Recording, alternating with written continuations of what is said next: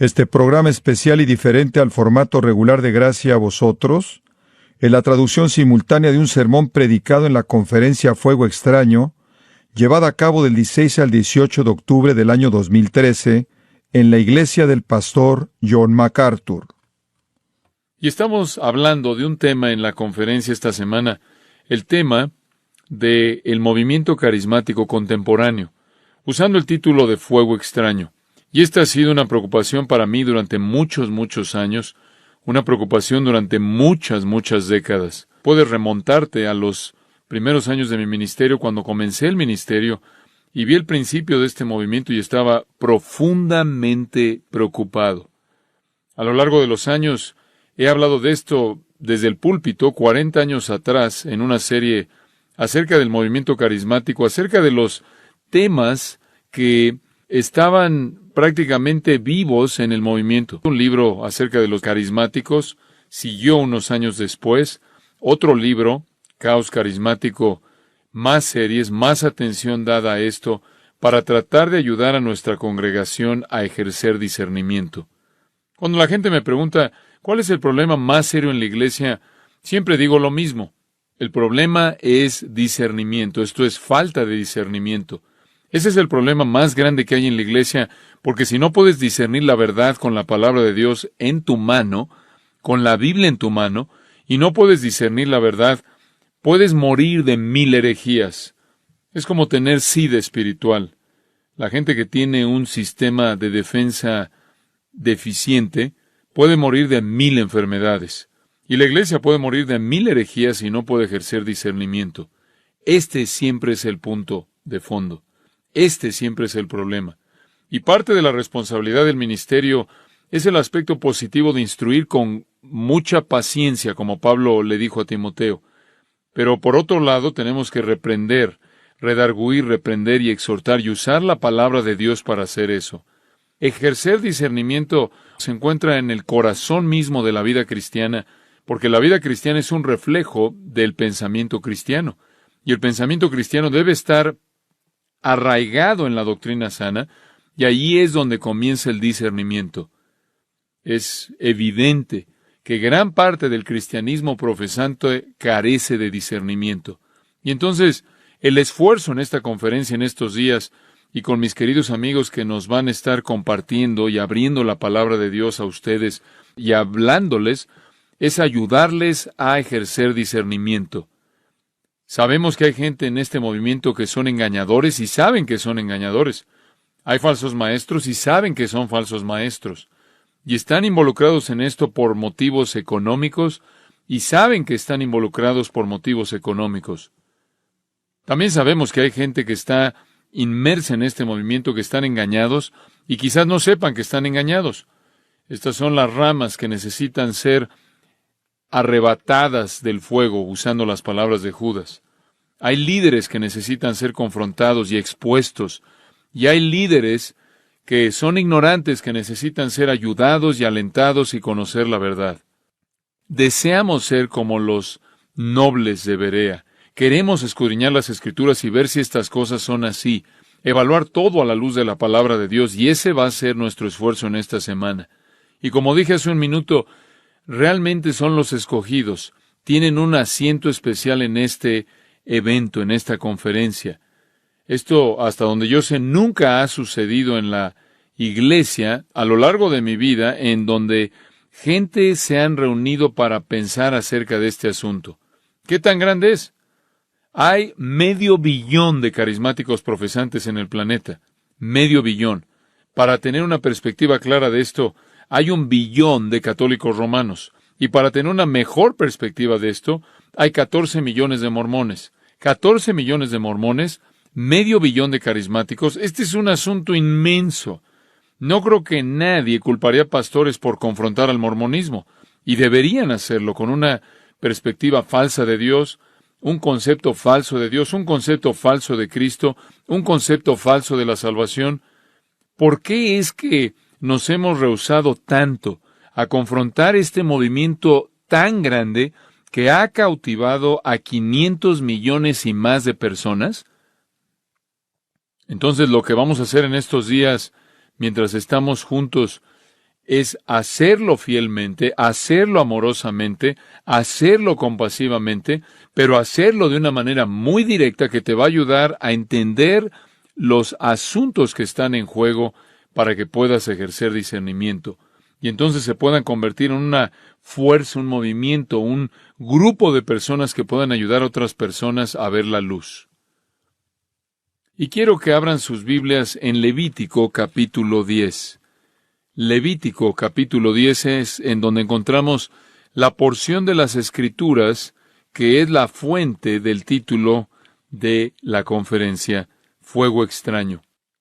El deber más elevado y el privilegio más elevado, la conducta más esencial y la responsabilidad suprema para la humanidad es adorar a Dios. Permítanme repetir eso porque quizás estaban distraídos buscando el pasaje en su Biblia. El deber más elevado, el privilegio más elevado, la conducta más esencial y la responsabilidad suprema de la humanidad es adorar a Dios. El Padre busca verdaderos adoradores, creyentes en el Evangelio, en el Señor Jesucristo. Ellos son los verdaderos adoradores. Entonces, nuestro deber y privilegio y prioridad eternos son la adoración.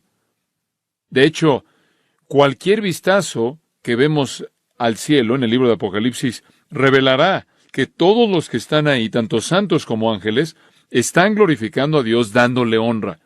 La actividad más seria que jamás alguien hará es la adoración. La actividad más seria que cualquier persona llevará a cabo es adorar. Y no solo en el cielo, sino también en la tierra.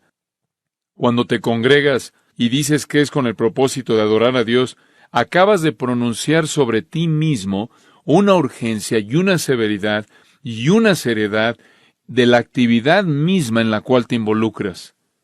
Nada es más serio que la adoración. Y me temo que en nuestra cultura la adoración se ha vuelto frívola, superficial, se ha trivializado. Esta es la actividad más seria. Esta es la actividad más seria que cualquier persona jamás realizará, adorar a Dios. Somos llamados a adorar en espíritu, esto significa con nuestras emociones y con nuestras facultades humanas. Pero también debemos adorar en verdad, y esto es conforme a las Escrituras reveladas. Debemos adorar con todo nuestro corazón, alma, mente y fuerzas. Debemos adorar en amor porque debemos amar a Dios con todo nuestro corazón, alma, mente y fuerzas. El ser entero, todo lo que somos, debe estar inmerso en adoración amorosa de Dios conforme a su verdad revelada. Y Dios estableció la adoración en Israel ahí en el libro de Levítico. Los primeros líderes de adoración que vinieron delante de Dios representando al pueblo eran sacerdotes. Y realmente comenzó de manera oficial con Aarón en la economía de Israel. Y él va a ser la cabeza de una familia sacerdotal y van a tener la responsabilidad de ser los líderes de adoración para el pueblo de Dios. En el capítulo 9 de Levítico, Aarón ofrece un sacrificio para el pueblo de Dios de acuerdo con la prescripción de Dios. A Aarón se le dijo que Dios respondería positivamente cuando él ofreciera un sacrificio de acuerdo con el mandato que Dios había dado. En el capítulo 9 de Levítico y versículo 6, Moisés dijo, «Esto es lo que mandó Jehová. Hacedlo, y la gloria de Jehová se os aparecerá». Y dijo Moisés a Aarón, «Acércate al altar y haz tu expiación y tu holocausto, y haz la reconciliación por ti y por el pueblo, haz también la ofrenda del pueblo, y haz la reconciliación por ellos, como ha mandado Jehová». Dios había dado un mandato, y Aarón debía seguir ese mandato y realizar esa ofrenda, presentar esa ofrenda.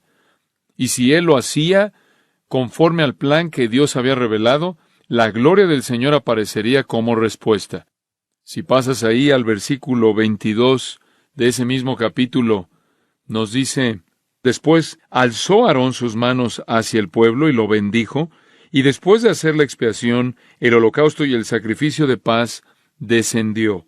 Y entraron Moisés y Aarón en el tabernáculo de reunión, y salieron y bendijeron al pueblo, y la gloria de Jehová se apareció a todo el pueblo. Y salió fuego de delante de Jehová, y consumió el holocausto con las grosuras sobre el altar. Y viéndolo todo el pueblo, alabaron y se postraron sobre sus rostros.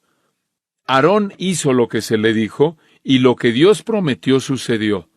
Si él hacía lo que Dios le dijo que hiciera en la ofrenda del sacrificio, la gloria de Dios aparecería. Hizo eso la gloria del Señor. Versículo 23, apareció a todo el pueblo, y después Dios envió fuego para consumir el sacrificio, porque Dios quedó agradado con ese sacrificio. Eso nos lleva al capítulo 10. Nadab y Abiú, hijos de Aarón, tomaron cada uno su incensario, y pusieron en ellos fuego, sobre el cual pusieron incienso, y ofrecieron delante de Jehová fuego extraño, que él nunca les mandó. Y salió fuego de delante de Jehová, y los quemó, y murieron delante de Jehová.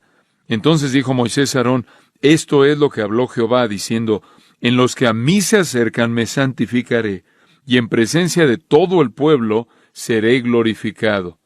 Y Aarón cayó. Él acababa de ver a sus dos hijos incinerados. Y llamó Moisés a Misael y a Elzafán, hijos de Uziel, tío de Aarón, y les dijo: acercaos, y sacad a vuestros hermanos de delante del santuario, fuera del campamento. Y aquí los vemos, versículo 5. Y ellos se acercaron y los sacaron con sus túnicas fuera del campamento, como dijo Moisés. Entonces Moisés dijo a Aarón y a Eleazar y Tamar sus hijos: no descubráis vuestras cabezas, ni rasguéis vuestros vestidos en señal de duelo, para que no muráis, ni se levante la ira sobre toda la congregación, pero vuestros hermanos, toda la casa de Israel, sí lamentarán por el incendio que Jehová ha hecho. Ni saldréis de la puerta del tabernáculo de reunión, porque moriréis, por cuanto el aceite de la unción de Jehová está sobre vosotros. Y ellos hicieron conforme al dicho de Moisés. Y Jehová habló a Aarón, diciendo: tú y tus hijos contigo no beberéis vino ni sidra cuando entréis en el tabernáculo de reunión, para que no muráis. Estatuto perpetuo será para vuestras generaciones, para poder discernir entre lo santo y lo profano, y entre lo inmundo y lo limpio, y para enseñar a los hijos de Israel todos los estatutos que Jehová les ha dicho por medio de Moisés. Aarón fue obediente y Dios consumió el sacrificio. Sus dos hijos fueron desobedientes y Dios los consumió a ellos. No quiero entrar a todos los detalles de esto. Es suficiente decir que cuando tú vienes delante del Señor, más vale que honres al Señor. Más vale que vengas de una manera que es coherente con su voluntad y revelación. Esto es lo que significa adorar en verdad. Ahora, los hijos de Aarón eran hombres muy honrados, muy respetados. Eran sacerdotes del Dios verdadero. El mayor era prácticamente el que estaba en línea para asumir la responsabilidad de sumo sacerdote. Era el siguiente: Moisés era su tío. Sus nombres aparecen encabezando la lista de los nobles de Israel en Éxodo 24. Eran hombres muy respetados. Fuera de Abraham y Moisés, son los únicos que se nombran en las Escrituras por primera vez que las Escrituras se refieren a los líderes de Israel. Ellos, realmente, fuera de Aarón y Moisés, eran los únicos nombrados. Estos dos hijos fueron los primeros en la lista de líderes de Israel que fueron nombrados. Y esto lo vemos en Números, y ese realmente era el Sanedrín, los primeros 70 ancianos. No eran siniestros, no eran malos, no eran usurpadores, eran hombres honrados. Con los 70 se les dio el privilegio de subir a Sinaí, en parte, para ver a distancia cómo Dios le hablaba a Moisés. Este fue un gran privilegio porque al pueblo no se le permitió acercarse al monte. Inclusive a los animales no se les permitió acercarse al monte, de acuerdo con Éxodo capítulo 19. Todos tenían que quedarse muy, muy lejos. La gente lejos en el desierto, viendo el fuego y viendo el humo en el monte, mientras Nadab y Abiú se les invitó que subieran. Y de acuerdo con Éxodo 24, vieron a Dios y comieron y bebieron. Fueron hombres privilegiados, cercanos a Dios más que cualquier otra persona. Solo Moisés habría sido considerado más cercano a Dios. Parecían tan seguros, tan seguros. Y después sucedió, versículo 2, y salió fuego de delante de Jehová, y los quemó, y murieron delante de Jehová. Entonces dijo Moisés a Aarón: Esto es lo que habló Jehová diciendo. Esto es algo serio. Versículo 2. Ellos ofrecieron fuego extraño que nunca les mandó. Y no sabemos en particular qué es el fuego extraño. Creo que la mejor suposición es que es fuego de otra fuente que no era el altar de bronce requerido que Dios mismo del cielo había encendido. Ellos debían tomar ese fuego del altar de bronce, el cual Dios personalmente había encendido de una manera sobrenatural. Obviamente trajeron fuego de algún otro lugar, alguna otra fuente. Podría parecer como algo no importante, algo insignificante. Podría parecer a la generación carnal, casual, que busca satisfacerse a sí misma, superficial, una generación como la nuestra, que realmente esta es una reacción excesiva, excesivamente severa. Bueno, ¿por qué? ¿Por qué le importa a Dios de dónde venga el fuego? ¿Acaso ese no es un detalle insignificante? No obstante, podría haber habido algo más que eso. No fue un detalle insignificante para Dios y podría haber habido algo más atrás en esto.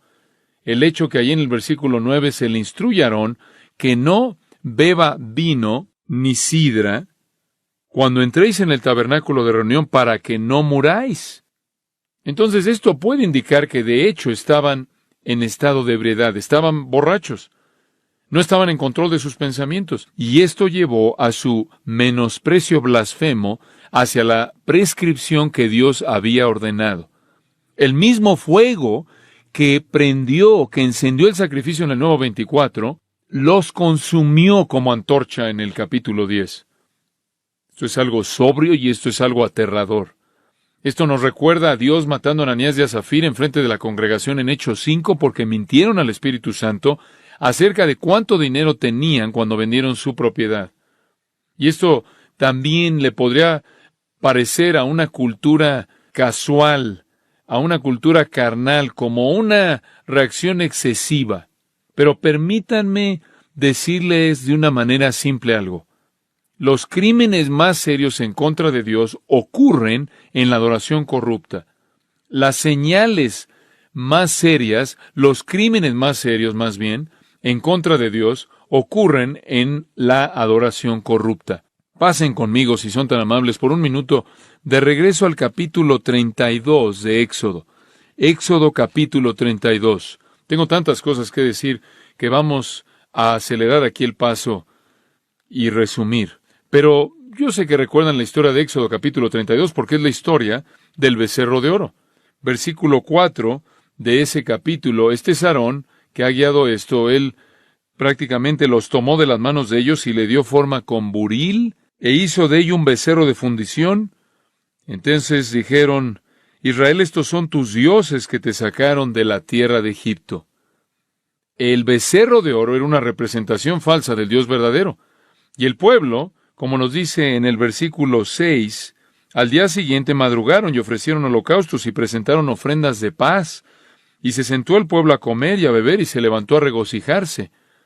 Estaban adorando al Dios verdadero en una forma falsa, transformando la gloria de Dios en una representación falsa, una imagen falsa. Y ustedes saben cómo siguió la historia. Fue un desastre para ellos. Hubo prácticamente una matanza masiva. La gente murió ahí en el momento. Se levantó hermano contra hermano con una espada y prácticamente destazaron a su propia familia, llevando prácticamente a la práctica, cumpliendo el mandato de Dios de castigar a los adoradores que habían corrompido la adoración. Y quiero repetir eso de nuevo. Los crímenes más serios jamás cometidos en contra de Dios son cometidos en la adoración corrupta. Y eso nos lleva al punto en donde necesitamos decir que el movimiento carismático continuamente deshonra a Dios en sus formas falsas de adoración. Deshonra al Padre, deshonra al Hijo, pero de manera más específica, deshonra al Espíritu Santo, con ideas irreverentes, acciones irreverentes, creencias falsas, declaraciones falsas, promesas falsas, conductas carnales. Todas estas cosas son atribuidas al Espíritu Santo, pero son una deshonra a aquel con el cual se están identificando. Es más fuego extraño y lo triste es que es justificación para juicio. es justificación para juicio. Cuando estaba hablando de esto hace algunos meses atrás a nuestra iglesia, dije que era algo severo. Jesús le dijo a los líderes judíos: ustedes han atribuido las obras del Espíritu Santo que yo he hecho a Satanás. En otras palabras, ellos dijeron: Jesús hizo lo que hizo por el poder de Satanás, Mateo 12. Y él dijo: ustedes han atribuido las obras del Espíritu Santo a Satanás. Y es apropiado decir que lo inverso está sucediendo en muchos lugares en el movimiento carismático. Están atribuyendo al Espíritu Santo las obras de Satanás. Una vez habían atribuido a Satanás las obras del Espíritu Santo y ahora ha sido invertido. Dios el Padre, Dios el Hijo, Dios el Espíritu Santo, el Dios Trino, no es alguien con quien debes jugar.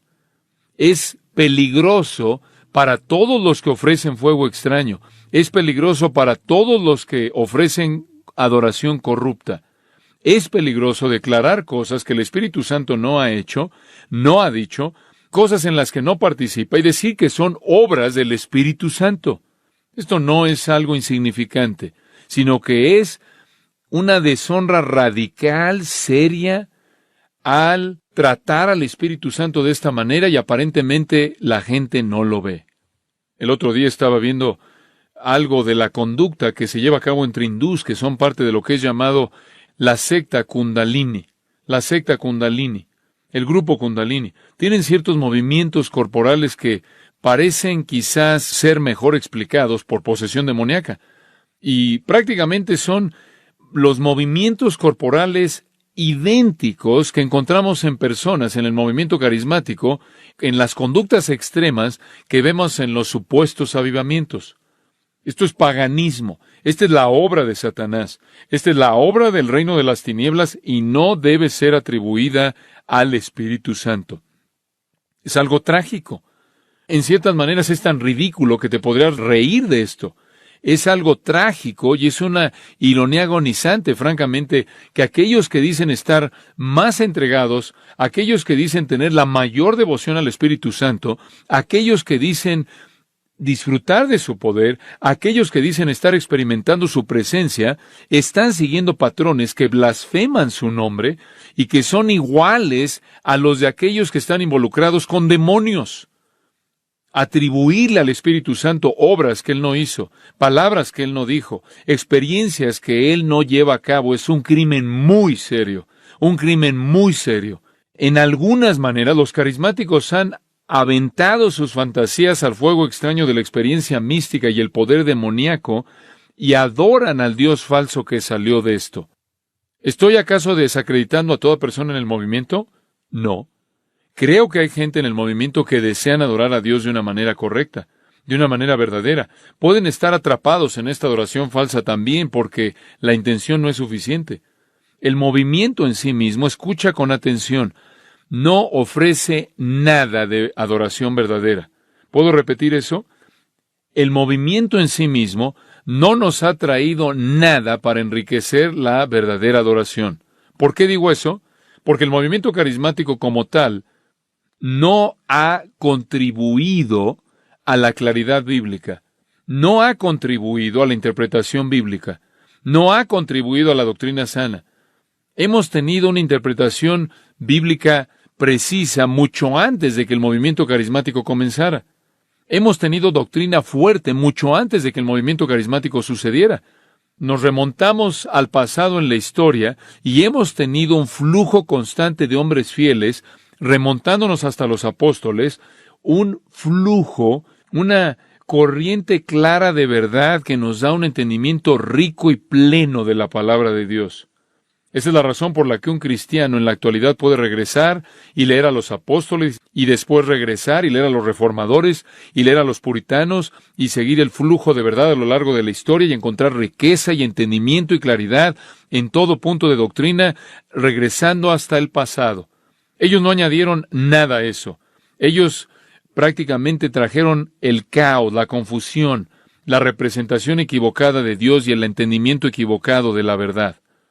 ¿Acaso algunos en el movimiento carismático creen la verdad? Claro, la creen.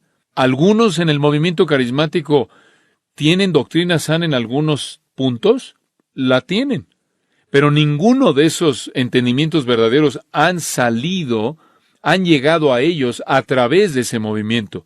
El entendimiento verdadero de puntos doctrinales correctos que tienen, siempre han estado ahí en la fila larga de predicadores piadosos y maestros fieles que Dios ha usado para mantener la verdad, para preservar la verdad y mantener a la iglesia en el curso correcto. El movimiento no añade nada a eso. Prácticamente le resta, lo confunde, quita la verdad, sustrae a la verdad, confunde. No es una fuente para algún tipo de extensión de nuestro entendimiento de las Escrituras o de doctrina sana. ¿Acaso han habido personas que verdaderamente han sido salvas en iglesias carismáticas y bajo la predicación de predicadores carismáticos? Respuesta, sí, pero nada ha salido de ese movimiento que haya sido la razón por la que fueron salvados. El Evangelio es la razón por la que fueron salvados y no fue inventado por ese movimiento. En algunos lugares todavía está intacto, en algunos no lo está. Nada saliendo del movimiento carismático ha provisto algún tipo de recuperación o fortalecimiento del Evangelio bíblico. Nada que sale del movimiento carismático ha preservado la verdad y la doctrina sana. Únicamente ha producido distorsión, confusión y error. La fe del Evangelio bíblico ha permanecido intacta, ha sobrevivido. Y sobrevivirá porque Dios la protege y levanta hombres fieles en iglesias fieles para transmitirla de generación a generación. Sí, hay personas en el movimiento carismático que conocen la verdad, que aman la verdad, que son ortodoxos en el Evangelio y heterodoxos en el Espíritu Santo. No todos ellos son herejes, pero lo repito, la contribución de la verdad a personas en el movimiento no viene del movimiento, sino que viene a pesar del movimiento. Pero por otro lado, el movimiento carismático está lleno de gente incrédula, personas que no conocen a Dios, personas que están involucradas por razones carnales, deseos carnales y experiencias emocionales. Estoy agradecido por aquellos de ellos que conocen la verdad y que son fieles a la verdad, pero la mayoría de ellos, me temo, están en la oscuridad. Y este es el engaño más grande de todos. La gran cantidad, la masa de gente que ves ahí en Mateo capítulo 7, que son los muchos me dirán, hice esto en tu nombre, hizo aquello en tu nombre, predicado en tu nombre, hice milagros en tu nombre, y Jesús les dice, apartaos de mí que nunca os conocí. Esto ciertamente es una profecía en un sentido de este movimiento. Yo glorifico a Dios por su gracia a pecadores que están en esas iglesias y bajo esas influencias, y Dios ha permitido que la verdad resida en algunos de estos ambientes, y le doy a Él la gloria por esa gracia que es dada a pecadores que están en esas iglesias. Es posible, a pesar del movimiento, convertirse en un creyente, pero no debido al movimiento. Mi gran temor es que la gente esté perdida en el movimiento, buscando, persiguiendo deseos carnales y promesas falsas, con poco o ningún entendimiento o interés alguno en el verdadero evangelio, el verdadero arrepentimiento, el verdadero Cristo y la verdadera salvación. Ningún movimiento, supuestamente basado en un evangelio ortodoxo, ha hecho más daño a la iglesia que este movimiento, y como lo dije, solo tienes 14 millones de mormones. El daño que 500 millones de personas pueden hacer a un entendimiento ortodoxo de las Escrituras y la verdad divina es monumental, y me temo que su éxito no viene de su conexión a la verdad. Su éxito viene de su conexión con el reino de las tinieblas. Es exitoso porque está prometiendo lo que los pecadores no regenerados ya quieren. Los evangélicos les han abierto los brazos y le han dado la bienvenida al caballo de Troya del movimiento carismático a la ciudad de Dios, y sus tropas se han apoderado y han colocado un ídolo en la ciudad de Dios, no la verdad. ¿Hay algo más serio que esto? No puede haberlo. Como contraste, la teología reformada, la doctrina sana, no es un refugio de falsos maestros. No es donde los falsos maestros residen. La teología reformada, la doctrina sana, la exposición fiel bíblica entre una larga fila, un legado grande y largo de hombres piadosos, no es un lugar para los falsos maestros. No es a donde los farsantes van. No es a donde los engañadores avaros se encuentran. No es en donde encuentras mentirosos y aquellos que representan erróneamente la verdad. No vas a ir a una asociación de iglesias reformadas, aquellos que creen en las doctrinas de la Reforma que nos llevan de regreso a las doctrinas del Nuevo Testamento, y vas a encontrar milagros falsos, visiones falsas, profecías falsas, unciones falsas, y todo tipo de conducta aberrante desenfrenada. No vas a encontrar a gente sacudiéndose y balbuceando y revolcándose y cayéndose y diciendo cosas aberrantes acerca del Espíritu Santo. Eso no va a suceder en ese ambiente porque están anclados en la verdad. Una vez que la experiencia y la emoción y la intuición se convierten en la definición de lo que es verdad, entonces el infierno es desatado. 1657. John Owen escribió un análisis de la comunión con Dios en una especie de estilo clásico. Los puritanos solían hacer esto. Este es el título de su libro. Este es el título. De la comunión con Dios, el Padre, el Hijo y el Espíritu Santo. Cada persona distintivamente en amor, gracia y consolación. Ahora ese es un título no muy breve, ¿no crees? O dice, aquí hay otro título. La comunión de los santos con el Padre, el Hijo y el Espíritu Santo desarrollada. Es un tesoro. Este libro escrito por John Owen porque explica la comunión trinitaria. Y Owen muestra cómo nuestra comunión es con el Padre y con el Hijo y con el Espíritu. Y cómo recibimos de cada persona en particular, cómo respondemos a cada persona en particular de la Trinidad. Nuestra relación de pacto está ligada con cada miembro de la Trinidad. Nuestra relación es iniciada por el Padre, es ratificada por el Hijo, es comunicada por el Espíritu Santo. El Padre expresa amor divino soberano. El Hijo expresa gracia divina soberana. El Espíritu Santo prácticamente entrega. El Espíritu Santo disemina vida soberana divina. Debemos estar involucrados en adoración plena del Espíritu Santo, celebrando todo lo que Dios ha hecho en la iniciación, todo lo que el Hijo ha hecho en la validación y todo lo que el Espíritu ha hecho, por así decirlo, en la consagración del acto en sí de salvarnos y santificarnos. ¿Cuál es la obra del Espíritu Santo? Él redarguye, regenera, justifica, Él ilumina, limpia, convierte, Él santifica, adopta, bautiza, mora, Él capacita, Él guía, Él libra, Él produce fruto, Él nos asegura. Esto es lo que las Escrituras dicen, y lo que no dicen es esto. El Espíritu Santo nos derriba. El Espíritu Santo nos hace reír de una manera torpe. El Espíritu Santo hace que nuestra temperatura corporal se incrementa. El Espíritu Santo nos produce hipo. El Espíritu Santo nos produce convulsiones, nos lleva a un estupor, nos hace vernos como si estuviéramos borrachos, nos hace que nos caigamos, nos hace hablar en balbuceo, nos hace producir gemidos, brincar, nos hace revolcarnos. Ridículo, absolutamente ridículo. El ministerio del Espíritu, escribe John Owen, consiste en traer las promesas de Cristo a nuestra memoria, en glorificarlo en nuestros corazones, en derramar el amor de Dios en nosotros, en dar testimonio a nosotros acerca de nuestro estado y condición espirituales, en sellarnos para el día de la redención, en ser las arras de nuestra herencia, en ungirnos con consolación, en confirmar nuestra adopción, en estar presente con nosotros en nuestras súplicas. Aquí está la sabiduría de la fe para descubrir y reunirnos, encontrarnos con el Consolador y todas estas cosas, y no perder su dulzura, ni dejarnos en la oscuridad para saber quién es su autor, ni quedarnos cortos de lo que se demanda de nosotros. No podemos distinguir la obra maravillosa del Espíritu Santo acostados en la oscuridad. Tenemos que reconocerla y tener comunión con Él en gratitud por Él. Owen dice, y cito, el patrón de comunión regular como creyente es con 3 personas de la Trinidad en meditación, oración y en una vida ordenada de manera apropiada.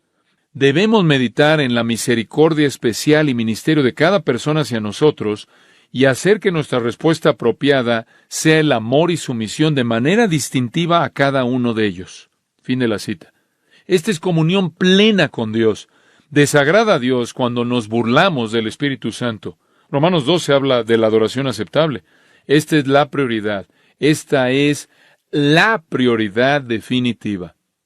Otro puritano, Thomas Goodwin, dice, y cito, nuestra adoración algunas veces es con el Padre, y después con el Hijo, y después con el Espíritu Santo. Algunas veces su corazón es llevado a considerar el amor del Padre en escoger, y después el amor de Cristo al redimir, y después el amor del Espíritu Santo al escudriñar las cosas profundas de Dios y revelarlas a nosotros, y esto es lo que nos cautiva. Y entonces un hombre va de un testimonio a otro de manera distintiva, el cual, dice Goodwin, es la comunión que debemos tener. Fin de la cita. Él continúa y dice, y cito, nunca debemos estar satisfechos hasta que las tres personas estén al mismo nivel en nosotros y estemos sentados, por así decirlo, en medio de ellas, mientras que las tres manifiestan su amor a nosotros. Esto es lo más elevado que Cristo jamás prometió en esta vida. Me encanta esa frase. Dejar que todas las personas de la Trinidad estén al mismo nivel en nosotros, dándoles a los tres el mismo honor por igual. Fin de la cita. Hay una advertencia en Hebreos 10, si quieren verla por un momento. Hebreos 10, versículo 29. ¿Cuánto mayor castigo pensáis que merecerá el que pisoteare al Hijo de Dios y tuviere por inmunda la sangre del pacto en la cual fue santificado e hiciere afrenta al Espíritu de gracia? Normalmente nos detenemos en la primera mitad de ese versículo, acerca de que hay un infierno más caliente para gente que pisotea al Hijo de Dios.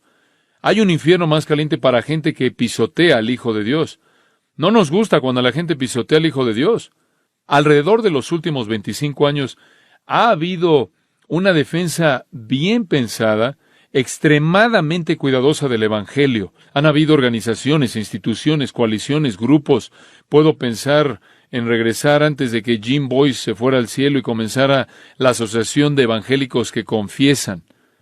Y todo mundo estaba de acuerdo y se unió. Tenemos que defender a Cristo, defender su deidad, defender su persona, su naturaleza, defender su obra en la cruz, defender su resurrección, defender las doctrinas de la justificación y la multiplicidad de grandes verdades que están relacionadas a la obra de su cruz y resurrección.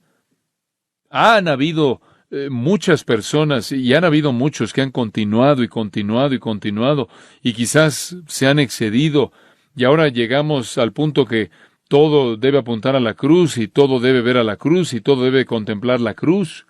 Hemos defendido a Cristo con un compromiso incansable cuando Él ha sido atacado. Y prácticamente hemos hecho lo mismo cuando Dios ha sido atacado, cuando algunos teólogos han venido y han sugerido que Dios no conocía el futuro, que Dios no podía planear el futuro, que Él no tenía idea de cómo iba a ser el futuro. Fue llamado teología de apertura. Y mucha gente se unió a esto, y muchos eruditos y escritores y predicadores comenzaron a reunirse y a fortalecer a la comunidad de los evangélicos para responder a este ataque en contra de Dios el Padre. Pero en este versículo necesitas recordar que hay un castigo más severo para uno que ha insultado al Espíritu de gracia, a uno que ha hecho afrenta al Espíritu de gracia. Afrenta, esto es insultado. El verbo enubrizo en el griego, la forma del nombre, hubristes, de la cual obtenemos palabras en otros idiomas, que quieren decir audacia, insolencia, un insulto violento, un insulto abierto. Este es el ruaj de Yahweh. Este es el aliento del Todopoderoso. Este es Dios el Espíritu Santo. Mientras que todos estaremos de acuerdo con que el infierno va a estar más caliente para gente que pisotea al Hijo de Dios, lo cual significa que conocen la verdad de su vida y muerte y provisión y la pisotean. Pero la misma advertencia es dada a personas que son audaces e insolentes e insultan de manera violenta al Espíritu de gracia. Y el siguiente versículo dice ahí en Hebreos, horrenda cosa es caer en manos del Dios vivo. Dice el siguiente versículo, versículo 30, pues conocemos al que dijo, mía es la venganza, yo daré el pago, dice el Señor, y otra vez el Señor juzgará a su pueblo. Horrenda cosa es caer en manos del Dios vivo. La gente debe estar aterrada por insultar al Espíritu Santo, aterrada.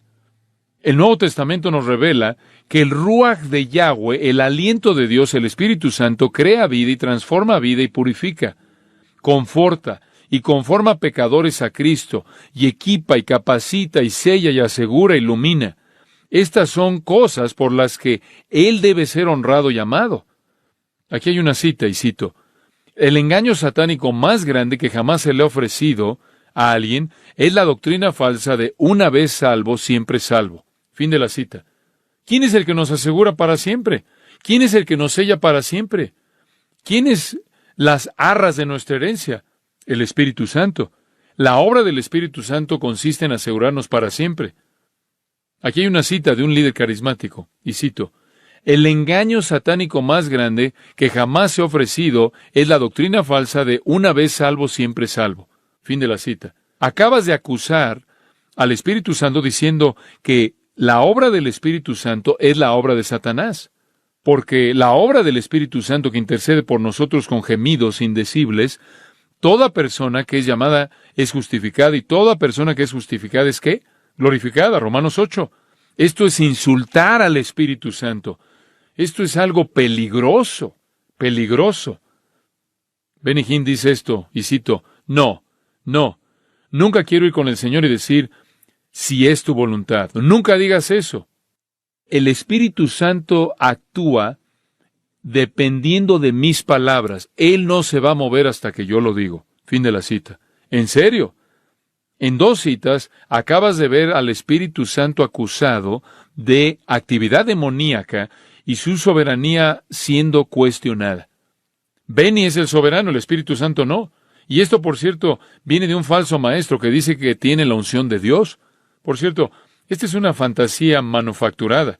Esa unción, y él recibió esto, dice él, de visitar las tumbas de 2 predicadores mujeres muertas, Amy Simple McPherson y Catherine Kuhlman, y mientras visitaba sus tumbas, él recibió la unción.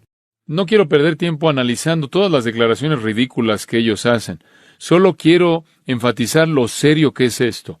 De nuevo, regresando al punto principal, la adoración del Dios Trino es el deber más fundamental de todos los deberes y la responsabilidad más elevada de todas. En Éxodo capítulo 20 se nos instruye acerca de Dios, y la primera mitad de los mandamientos se relacionan con Él, de no hacer un ídolo, una imagen, y todo termina con: no tomarás el nombre del Señor, ¿qué? En vano. Muy bien, tomar su nombre en vano. ¿Qué es eso? Es hablar de Dios de una manera irreverente. Hablar de Dios de cualquier manera irreverente. Y no solo es usar el nombre de Dios como una grosería, sino es hablar de Dios de cualquier manera irreverente, de cualquier manera que lo represente erróneamente en su naturaleza, en sus atributos, y en sus obras o en sus palabras. Cualquier cosa atribuida a Dios que no es de Dios es tomar su nombre en vano.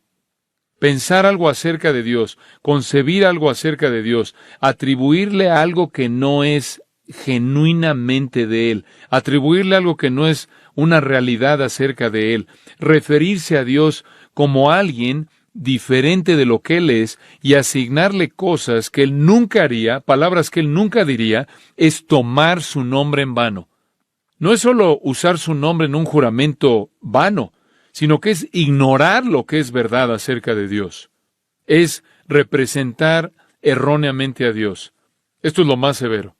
En Deuteronomio 28, en el versículo 58, hay un par de versículos ahí. Deuteronomio 28, versículo 58. Si no cuidares de poner por obra todas las palabras de esta ley que están escritas en este libro, temiendo este nombre glorioso y temible, Jehová tu Dios, entonces Jehová aumentará maravillosamente tus plagas y las plagas de tu descendencia, plagas grandes y permanentes, y enfermedades malignas y duraderas, y traerá sobre ti todos los males de Egipto delante de los cuales temiste, y no te dejarán. Toma el nombre de Dios en vano, y Dios te castigará. Deuteronomio dice, no dejará sin castigo. El que haga eso no se quedará sin ser castigado. Y ¿saben una cosa? Realmente me impresiona que el movimiento ha sobrevivido como lo ha hecho hasta hoy. Simplemente la gente me dice, ¿por qué Dios no mata a estas personas? ¿Por qué no los derriba? Porque por naturaleza es paciente y porque sus propósitos son desconocidos para mí. Yo no sé más acerca de los consejos secretos de Dios que Job supo. Y Dios no está obligado a decirme todo. Pero sé esto, el crecimiento de el movimiento carismático falso no va a detener la mano de juicio de Dios en el tiempo de Dios. No necesitamos una versión de becerro de oro del Espíritu Santo. No necesitamos un Espíritu Santo falso. Necesitamos al Espíritu Santo que está revelado en las Escrituras, titulado El aliento del Todopoderoso, en Job 33, el Espíritu eterno de Hebreos 9, el Espíritu generoso, buen Espíritu de Salmo 51, el buen Espíritu del Salmo 153, y después todos estos nombres, el Espíritu del Dios viviente, el Espíritu de Dios, el Espíritu del Padre, el Espíritu de Cristo, el Espíritu del Hijo, el Espíritu de vida, el Espíritu de gracia, el Espíritu de sabiduría, el Espíritu de consejo, de poder, de entendimiento, conocimiento y del temor del Señor, el Espíritu de verdad, el Espíritu de santidad, el Espíritu de gloria, el Consolador, y en Lucas 1, el poder del Altísimo. Tan santo como es el Padre y el Hijo, así lo es el Espíritu. Tan soberano como lo son el Padre y el Hijo, así de soberano es el Espíritu. Tan poderoso como lo es el Padre y el Hijo, así de poderoso es el Espíritu. Tan lleno de gracia que es el Padre y el Hijo, así de lleno de gracia es el Espíritu. Igual de amoroso que es el Padre y el Hijo, así lo es el Espíritu, uno en perfección.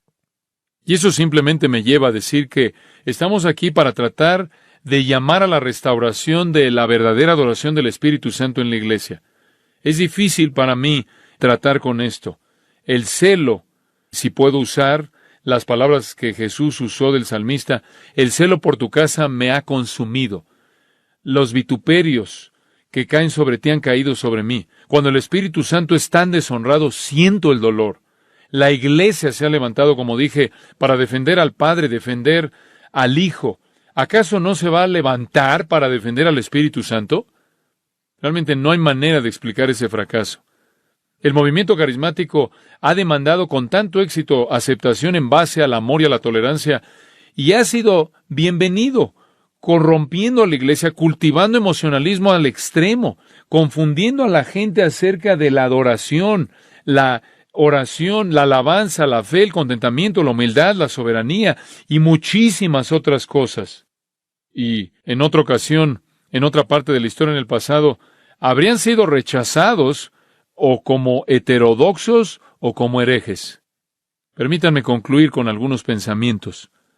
Y simplemente para tratar de lavar nuestras mentes de algunas de las cosas negativas que en cierta manera los forcé a que pensaran. Hay un gran tributo al Espíritu de Dios con el que quiero dejarlos, un gran tributo. Un tributo fuera de lo que hemos hablado con respecto de engañadores y falsos maestros, y este es su regalo más grande para nosotros. Y para ello, quiero que pasen a Romanos capítulo 8. Romanos capítulo 8. Esta es una porción muy conocida de las Escrituras. Quiero que la vean con una luz fresca. Esta es su obra más grande para nosotros. Vamos a comenzar ahí en el versículo 26. Y de igual manera, el Espíritu nos ayuda en nuestra debilidad. Pues, ¿qué hemos de pedir como conviene? No lo sabemos, pero el Espíritu mismo intercede por nosotros con gemidos indecibles. Mas el que escudriña los corazones sabe cuál es la intención del Espíritu, porque conforme a la voluntad de Dios intercede por los santos. Claro que eso se está refiriendo al Espíritu Santo. Y sabemos que a los que aman a Dios, todas las cosas les ayudan a bien. Esto es, a los que conforme a sus propósitos son llamados. Porque a los que antes conoció, también los predestinó para que fuesen hechos conformes a la imagen de su Hijo, para que Él sea el primogénito entre muchos hermanos. Y a los que predestinó, a estos también llamó. Y a los que llamó, a estos también justificó. Y a los que justificó, a estos también glorificó. Romanos 8 es el capítulo del Espíritu Santo. Todo acerca del Espíritu Santo y su ministerio. Y llega al versículo 26 y el Espíritu Santo nos ayuda en nuestra debilidad. Y lo hace en primer lugar al interceder por nosotros. Él es un intercesor así como Cristo es un intercesor por nosotros. Y Él siempre intercede de acuerdo con la voluntad de Dios porque Él conoce la voluntad de Dios. Como resultado de la obra intercesora del Espíritu Santo, todo obra para bien. Todo obra para bien, para nuestro bien eterno como creyentes. No solo porque Dios lo dice, sino porque el Espíritu Santo se asegura de que suceda. Muy bien. El Espíritu Santo es el que está haciendo que todo obre para nuestro bien. Todo, absolutamente todo. Pero hay otro elemento de esto. ¿Cuál es la esencia de esta bondad? ¿A qué te refieres con que todas las cosas nos ayudan a bien? ¿Cuál es el bien? Versículo 29, aquí está. Aquí está el bien. Porque a los que antes conoció, también los predestinó para que fuesen hechos conformes a la imagen de su Hijo.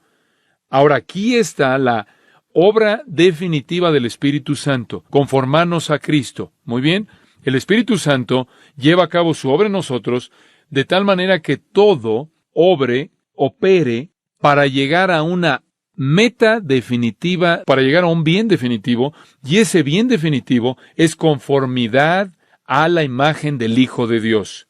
Y entonces Él se convierte en el preeminente entre muchos que comparten su semejanza. Entonces, ¿qué es lo que el Espíritu Santo quiere hacer en tu vida? Dicho de una manera simple, conformarte ¿a quién? A Cristo, hacerte como Cristo. Conformarte a la eikón, la imagen de Cristo. Él lleva a cabo sobre nosotros para hacernos como Jesucristo. Eso es de lo que Pablo habla en Filipenses cuando él dijo, prosigo a la meta. Y dices, bueno, ¿cuál es la meta? La meta es el premio del supremo llamamiento. ¿Cuál es el premio cuando seamos llamados al cielo? Seremos como Cristo. Entonces, aquello en lo que nos convertiremos, cuando seamos glorificados, es la meta inclusive ahora en nuestra santificación. Aquello en lo que nos convertiremos, si hemos sido predestinados y llamados y justificados, seremos glorificados, y cuando seamos glorificados, seremos hechos como Cristo. Primera de Juan 3. Seremos como Él porque le veremos tal como Él es.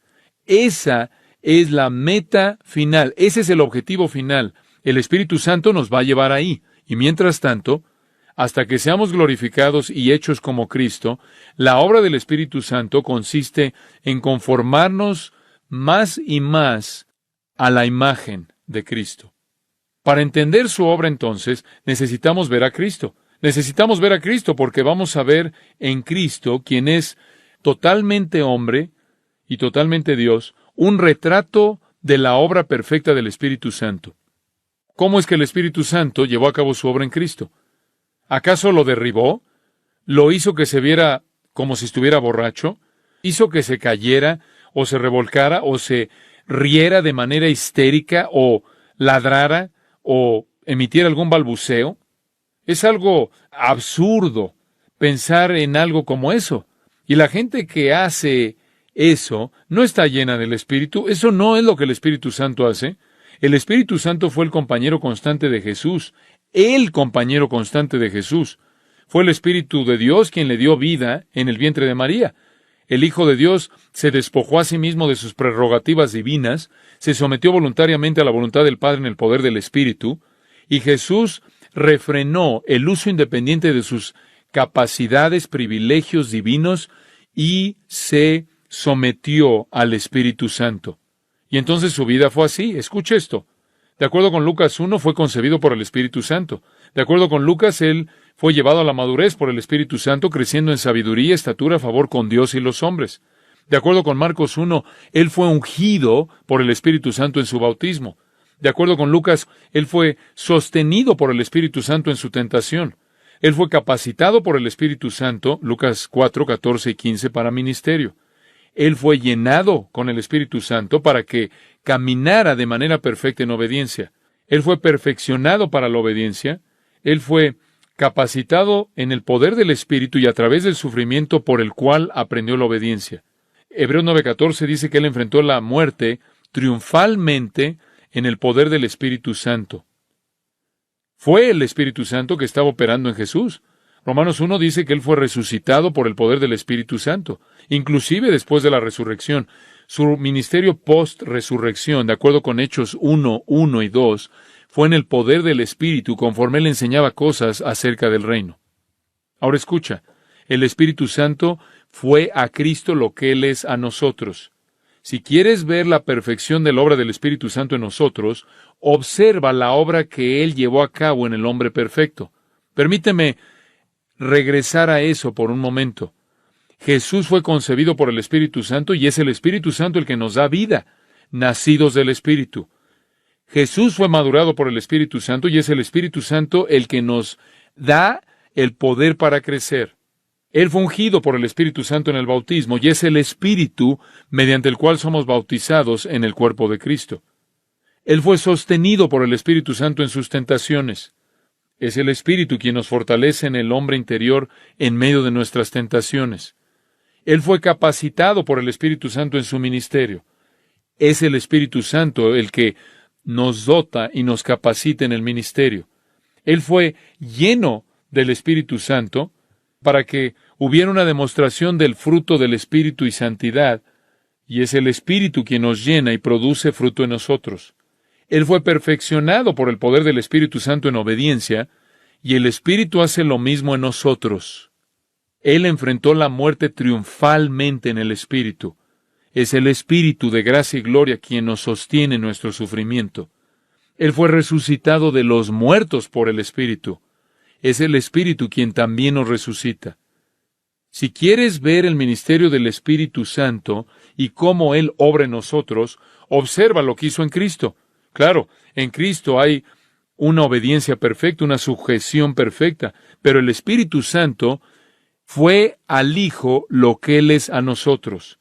El Espíritu hizo en el Hijo lo que Él hace en nosotros. El Espíritu Santo está comprometido a hacer en nosotros la obra que Él demostró en Cristo. En Juan 16 hay un versículo muy interesante. Juan 16, versículo 7.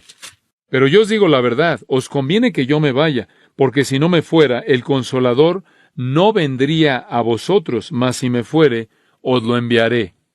¿Por qué es mejor que tú te vayas? Porque si me voy a enviar al Espíritu Santo. Voy a enviar al Espíritu Santo. Mejor porque el Espíritu Santo va a hacer en ustedes lo que Él hizo en mí. Ese es su ministerio. Yo he tenido mi ministerio, ese es su ministerio. El mío ha llegado a su fin, el suyo está a punto de ser iniciado en su plenitud. Juan 14, 16. Y yo rogaré al Padre y os daré otro Consolador, para que esté con vosotros para siempre. Versículo 26. Mas el Consolador, el Espíritu Santo, a quien el Padre enviará en mi nombre, Él os enseñará todas las cosas, y os recordará todo lo que yo os he dicho. Esto es primero a los apóstoles que van a escribir el Nuevo Testamento, y extendido más allá de eso a todo creyente que se va a beneficiar del ministerio de la verdad del Espíritu Santo. El capítulo 15, en esencia, dice lo mismo. Versículo 26. Pero cuando venga el Consolador a quien yo os enviaré del Padre, el Espíritu de verdad, el cual procede del Padre, Él dará testimonio acerca de mí. Capítulo 16, versículo 13. Pero cuando venga el Espíritu de verdad, Él os guiará toda la verdad, porque no hablará por su propia cuenta, sino que hablará todo lo que oyere, y os hará saber las cosas que habrán de venir. Él me glorificará, porque tomará de lo mío, y os lo hará saber. En otras palabras, el ministerio del Espíritu Santo es llevarte a la verdad, descubrir las cosas de Cristo en ti, para que puedas ser conformado a la semejanza a Cristo. Esto es simplemente una realidad asombrosa. El Espíritu Santo hace en nosotros lo que Él hizo en el Hijo, conformarnos a la imagen misma de Cristo. Jesús nos muestra cómo se ve la humanidad perfecta. El Espíritu nos está conformando a Cristo, capacitando a los elegidos redimidos por Dios, para que a lo largo del tiempo seamos triunfales sobre el poder del pecado, la carne, Satanás y el mundo, capacitándonos para ser más y más como el Hijo de Dios. El Espíritu Santo está llevando a cabo en nosotros, produciendo en nosotros conocimiento santo, doctrina santa, obras santas, actitudes santas, palabras santas, una naturaleza santa. Esto es una manera de vivir santa, acciones santas, ambiciones santas, anhelos santos, deseos santos. ¡Qué cosa tan horrible! ¡Qué insulto es para Él! Decir que es responsable por la corrupción y la impiedad y la insensatez, inclusive los elementos demoníacos que deshonran al Padre y al Hijo y al Espíritu Santo. La obra del Espíritu Santo es tomar a portadores corruptos de la imagen de Dios que no pueden glorificar a Dios, en quienes la semejanza divina ha sido tan profundamente distorsionada que todos van a morir eternamente y van a pasar la eternidad en el tormento del infierno sin posibilidad alguna de escape, y tomar a esas personas distorsionadas y llenas de cicatrices y restaurarles a la semejanza a Jesucristo. Comenzaré a creer que la verdad prevalece en el movimiento carismático cuando vea líderes que son las personas más expuestas a sus principios y que se vean más parecidos a Jesucristo. Y puedo ver que realmente sean participantes de la naturaleza divina. Padre, te damos gracias porque hemos podido congregarnos. Gracias por estas amadas personas. Hay un anhelo en sus corazones por la verdad, no por la verdad en sí misma, sino por causa de conocerte a ti, llamarte a ti, servirte a ti, proclamar tu palabra. Sabemos cuál es la verdadera obra del Espíritu Santo, porque tú nos has dicho que en donde veamos semejanza a Cristo, la humildad de Cristo, la mansedumbre de Cristo, la gentileza de Cristo, la bondad de Cristo, la veracidad de Cristo, en donde vemos la palabra de Dios exaltada y honrada, sabemos que el Espíritu Santo está operando. Cuando vemos sacrificio, en donde vemos sacrificio, en donde vemos amor, en donde vemos una pasión por las Sagradas Escrituras, en donde vemos discernimiento y que la verdad reina, sabemos que el Espíritu Santo está obrando. Y bueno, no vemos eso en este movimiento. Y por lo tanto, no podemos concluir que es una obra del Espíritu Santo. Nunca se lo atribuiríamos a Él. Tendríamos temor, siquiera de pensar de hacerlo. Haz que la verdad sea clara, Señor. Haz que la verdad sea clara. Ayúdanos a entender para que seamos medios de ayudar a otros a entender. Gracias por todo lo que has hecho en nosotros. No nos sentimos engañados. No necesitamos estar buscando, persiguiendo algún tipo de estas farsas insensatas. Estamos contentos porque la obra del Espíritu Santo verdaderamente se está desarrollando en creyentes verdaderos. Estamos agradecidos porque experimentamos eso. Está manifestando en nosotros tu amor hacia ti, nuestro amor hacia la verdad, nuestro amor hacia el pueblo de Dios. Estas son cosas producidas por el Espíritu Santo, no solo en lo que amamos, sino en lo que odiamos. Un odio hacia el error, hacia el pecado, hacia la corrupción. No somos perfectos, estamos lejos de ello. Pero amamos lo que amamos y odiamos lo que odiamos debido a la obra del Espíritu Santo en nosotros. Y te damos gracias por ello. Bendecimos tu nombre.